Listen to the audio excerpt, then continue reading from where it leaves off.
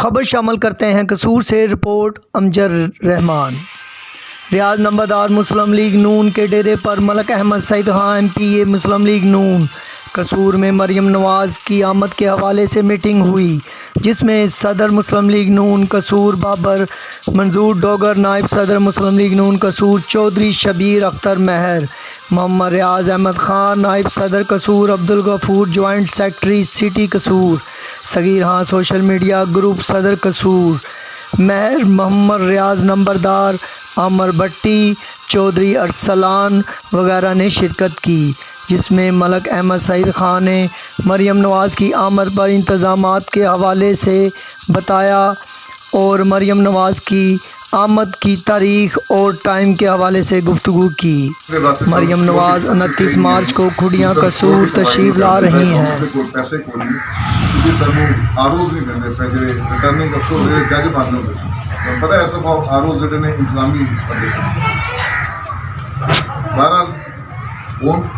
تین چار دن پہلے الیکشن کمیشن نے کیا کہ میں 30 تاریخ کو الیکشن غیر شفاف الیکشن نہیں کرا سکتا، یہ متنازع الیکشن ہوئے گا، میرے کو سورسز نہیں ہے، میرے کو وسائل نہیں ہے،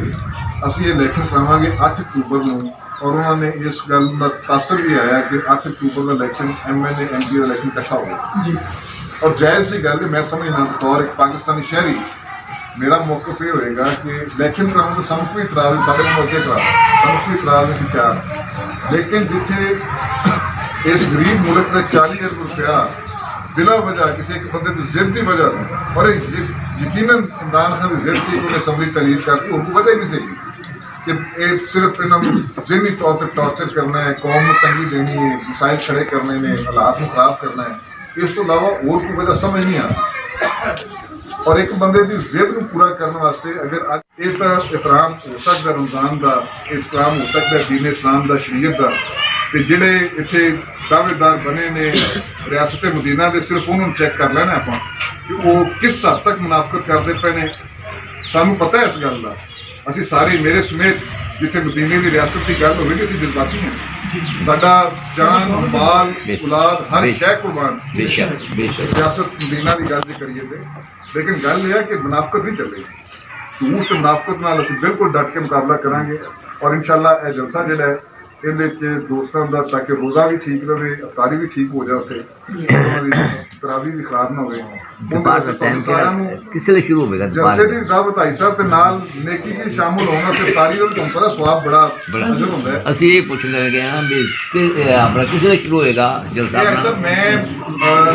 جڑا پروگرام بنایا نا جی 4 بجے جلسہ شروع ہو جائے گا اور 6 بجے تک ختم ہو جائے گا۔ جی مریم بی بی آ اچھا اندر جڑا اسی میں 2-3 دن کونسلر اگے کر کے ہیں ساری ترتیب، اسی پروگرام میں بنایا کہ 2 بجے جڑے دوست سارے نال شامل ہو جان فتح پور، تے میں 3 بجے اگر تسی ادو پہلے آ جاؤ گے تو پھر اسی کٹھے چلیں گے، اور میری خواہش ہوئے گی کہ تسی میرے نال چلو 3 بجے تو پہلے، لیکن وہ کیونکہ پھر 4 بجے کیونکہ جلسہ شروع ہونا ہے تو 3 بجے تو لیٹ اسی کر نہیں سکتے۔ یہ جلسہ ٹوٹل ٹائم لائن ہے،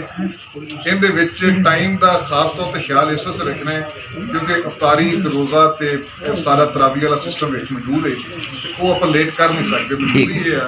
کہ ان افطاری کے ٹائم تک جلسے میں لمبا نہیں کیتا جا سکتا کیونکہ وہ ٹیبلوں کے نال سرونگ ہونی ہے،